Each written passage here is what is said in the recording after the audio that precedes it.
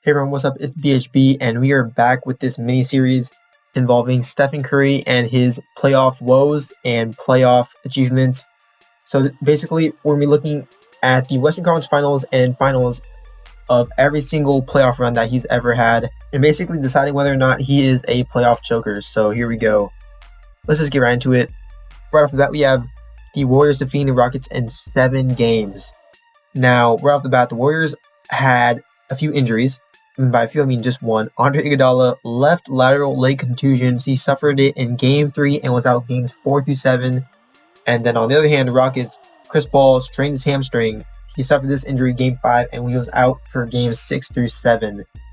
Wow. All right.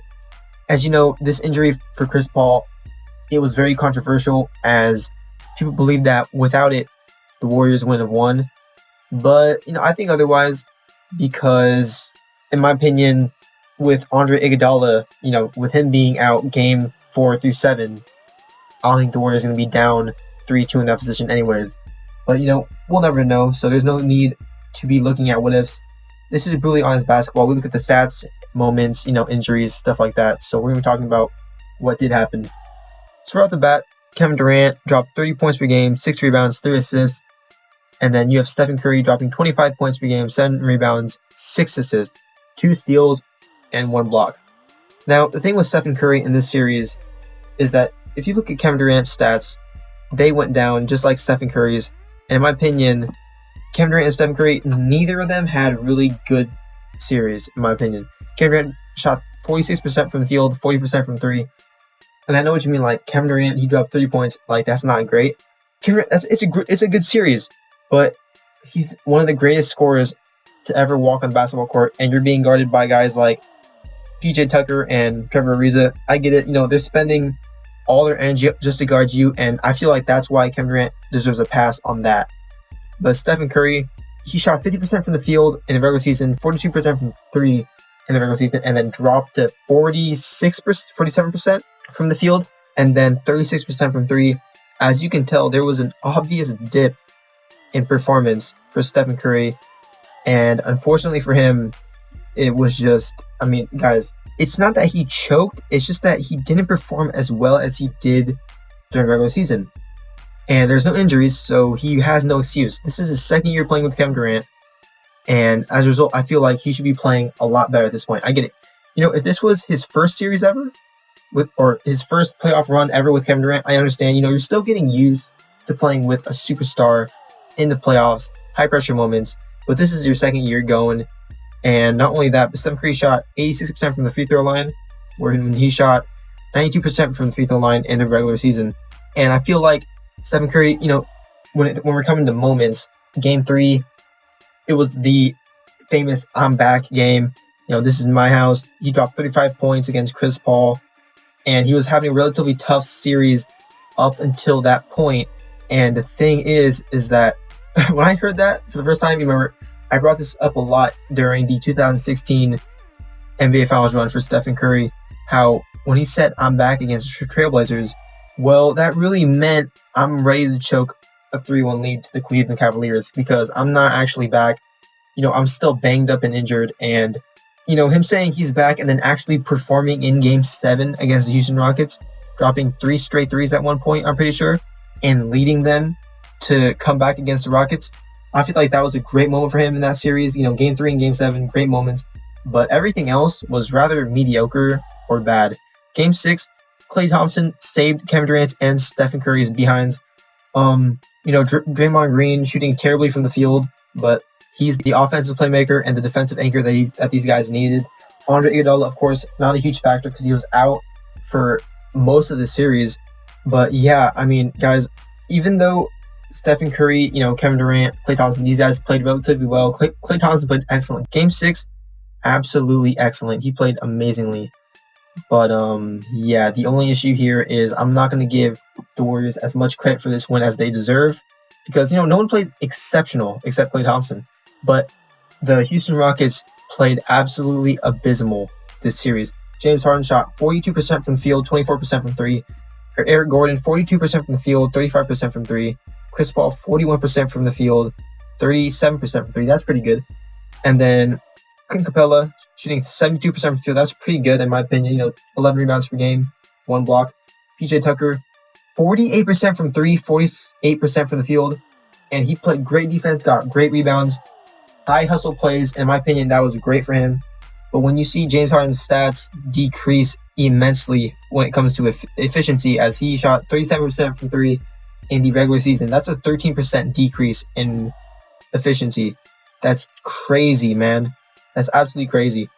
Then you have Chris Paul, who basically shot 46% from the field and then 38% from 3. He kept his 3-point efficiency relatively high in this high pressure moment, but of course he was gone game 6 and 7.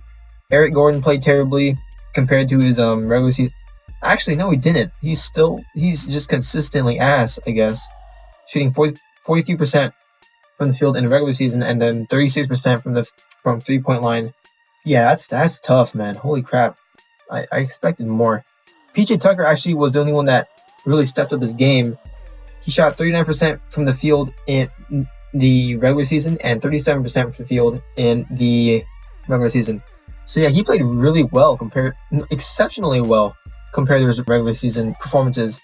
But yeah, when you miss 27 straight threes and then blow a huge lead in game 6 because Klay Thompson just went on fire, like, guys, you lost that series.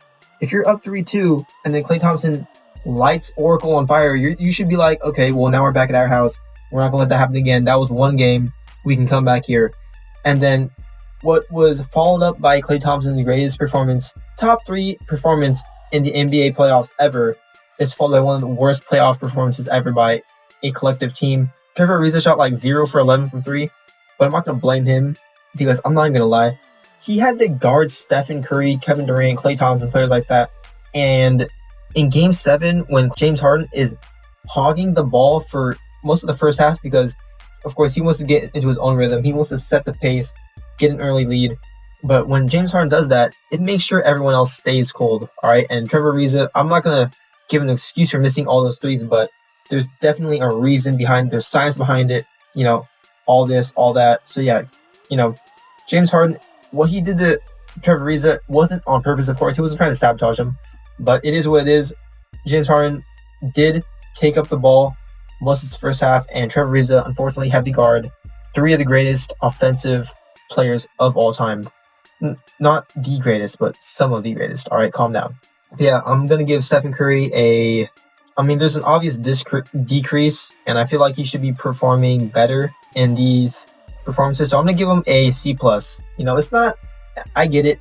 He didn't choke, but he's Steph Curry, 2-time MVP, 1-time unanimous, 3-time champion. He should be playing much better in these high-pressure situations. 7-game series, you show for 2 games. Game 3, Game 7. The rest of the games, you absolutely perform like trash. Not trash, I'm sorry.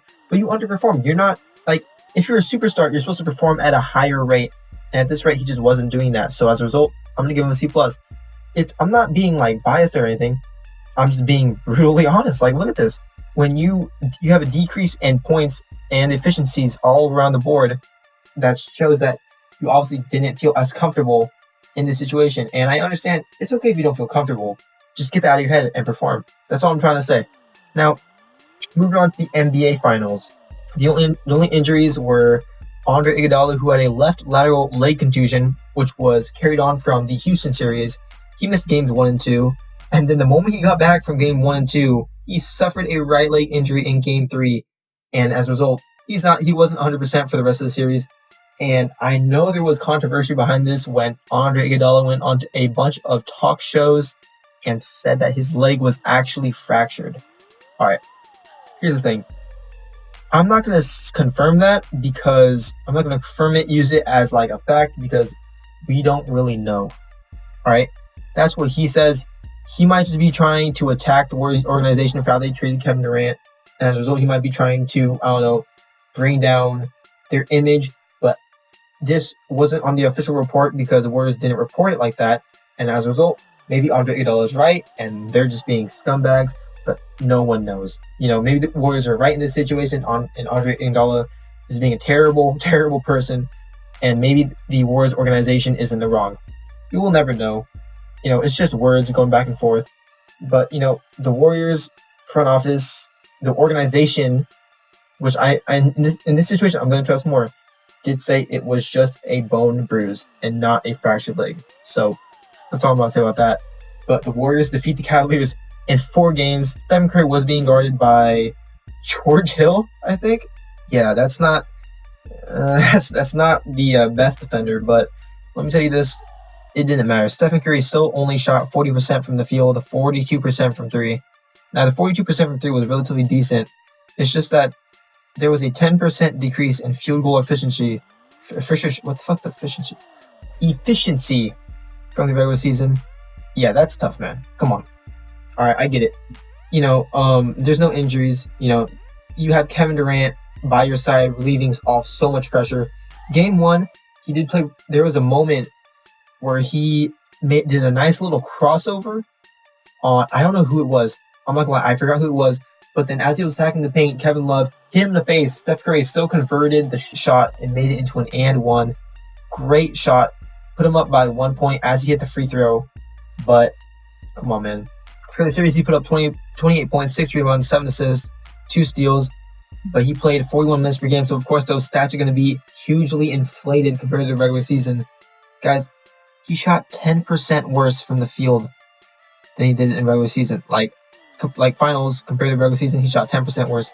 That can't happen if you're Stephen Curry and you want the full credit for this NBA Finals. It's like a homework assignment.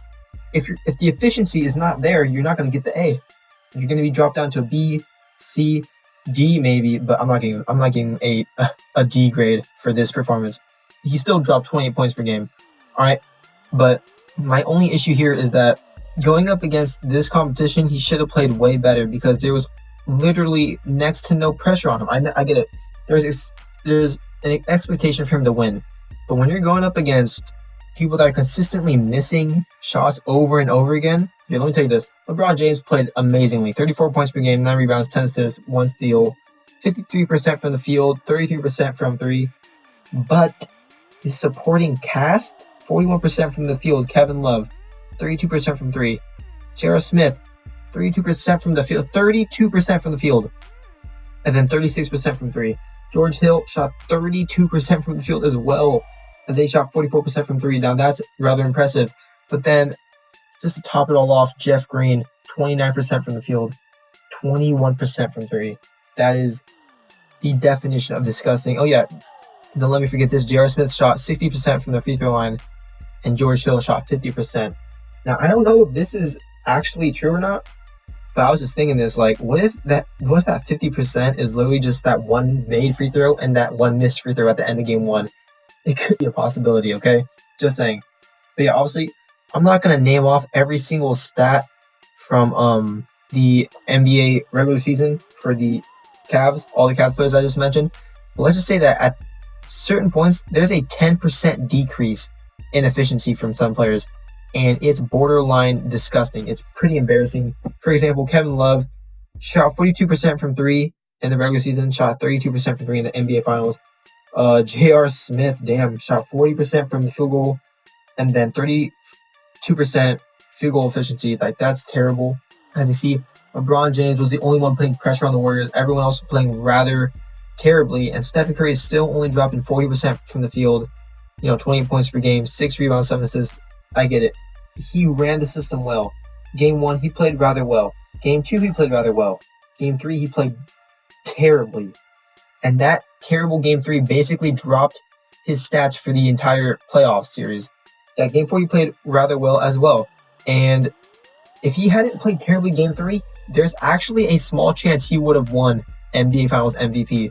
But then at the same time, you have Kevin Durant dropping 53% from the field, 41% from 3, 96% from the free throw line, 29 points, 11 rebounds, 8 assists, 1 steal, 2 blocks. And then you have Draymond Green, Andre Iguodala. Draymond Green actually shot 52% from the field. Of course, terribly from 3, but then, points, rebounds, assists, filling up the entire scoreboard or box score. He's doing everything on the court.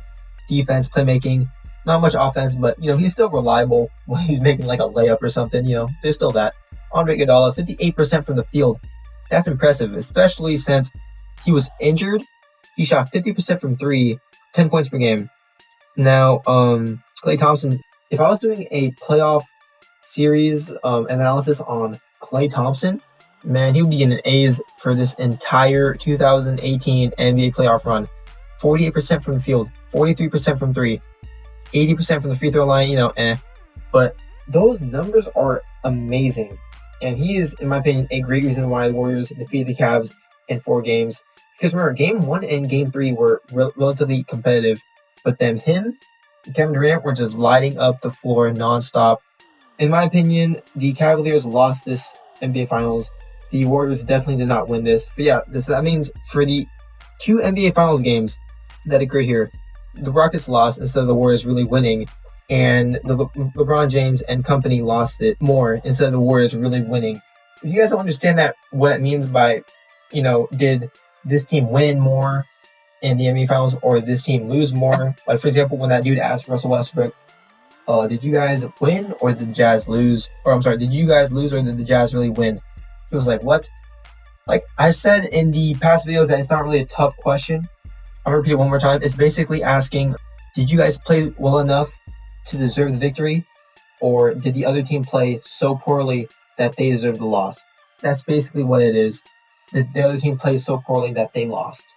So yeah, that's that. But there's one more thing I have to talk about when it comes to moments. Game 1, J.R. Smith's huge blunder. I made a solid 15-minute video about this. I'm going to leave a link in the description below. You guys should go watch it. I go really in depth on every single thing that happens, in the history of J.R. Smith coming into the game after the mistake, and why the blame isn't only on him, but on a lot of the Cavs as a whole. Everyone on the court at the time, from Tyronn Lue for sure, LeBron James for sure. Yeah, you guys should go check that out. So yeah, overall, for the series, that's NBA Finals series, I'm gonna give Steph Curry Game 3. He played really poorly. Everything else he did really well, but if he's having an off night during the NBA Finals, I get it. Everyone has it. But at the same time, dropping 10% in field goal efficiency is rather tough. It's not like you're being guarded by Kawhi Leonard, Patrick Beverley. It's George Hill. He's an okay defender, but you're one of the greatest scorers in history, one of the greatest shooters of all time, and one of the greatest all-around scorers in history. So I'm gonna give you props when it comes to that, but at the same time, I'm gonna have to hold you responsible for your performance in the 2018 NBA Finals. So overall, I'm gonna give him a C for this playoff run. I'm not very proud of what he did. There's drops in efficiencies all around the board, drop in point totals. He still ran the system relatively well, and that is why it's not like it's a huge problem. It's just that I expect more. Like, he's an amazing player, and I really expect more. But if you guys do think I'm being biased, next episode, 2019, he plays the Trailblazers, and let me tell you this, I'm expecting to give him an A, because what he did against those boys was insane. Okay, just saying. Now going back to the main topic here, Stephen Curry's C grade for the NBA playoffs 2018. I just expect more. 25 points per game in the Western Conference Finals. You're an NBA superstar. I get it. Kevin Durant's taking up a lot of your shots, but at the same time, now you know what? If I'm giving him a C for the NBA Finals, I'll give him a B minus. I'm gonna give him a B minus overall. B minus for the Western Conference Finals, but a B minus overall. He ran the system really, really well, and I feel like even though he could have played better and he could have shot better, I feel like him running the system really, really did it for this team. And without him, they wouldn't have beaten the Cavaliers so easily, and they for sure without him would have lost against the Rockets. But yeah, B minus is all I'm going. All right, you can definitely take this as a C plus. It's up to you guys, of course. This is just me, giving my own perspective and what I feel like are the cold hard facts, the analyzation of the moments, the injuries, the hidden injuries, that is, that people never really take into consideration when it comes to these types of things. I hope you guys all enjoy this video. The final playoff run is coming in the next video, and after that I'll be wrapping up in part 6. I hope you guys all enjoyed part 4. Thank you guys all for watching. Have a nice day, and goodbye.